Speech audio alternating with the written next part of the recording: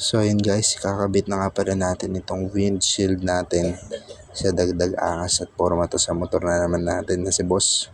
So yun, nakisilong nga pala ako sa kapitbahay namin para gawin to. Siyempre naready ko muna, tinignan ko muna kung paano ko siya kakabit-kabit.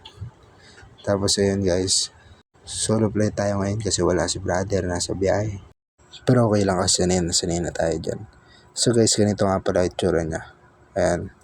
Ito yung dudugtong natin, yung maba dyan. Yung dudugtong natin sa may headlight natin. Tapos yung nut niya, meron siyang kasamang washer. Ayun, lalagay mo siya dyan. Basta ikukunik mo na sila dyan. Obvious naman dyan sa apat na butas. So guys, cylindrical na nga pala yung bolts na itong mga screws natin. Pero meron naman siyang tool na provided dito. So ayan, nakuha na natin, kalabit-kalabit na lang. Tapos kapag okay, nahigpitan natin. So dyan, ganun lang din ginawa ko.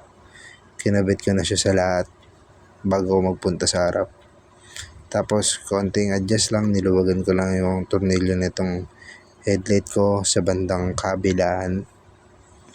Tapos sinimulan ko na isuksok yung ating windshield. So papansin nyo, masyado pala siyang malapad para sa motor ko, pero nabebend naman siya.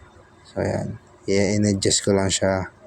Kukunin mo lang kung paano mo siya maigigitna sa bandang headlight mo. And then ayun, bam, pagka nakuha mo na, okay na.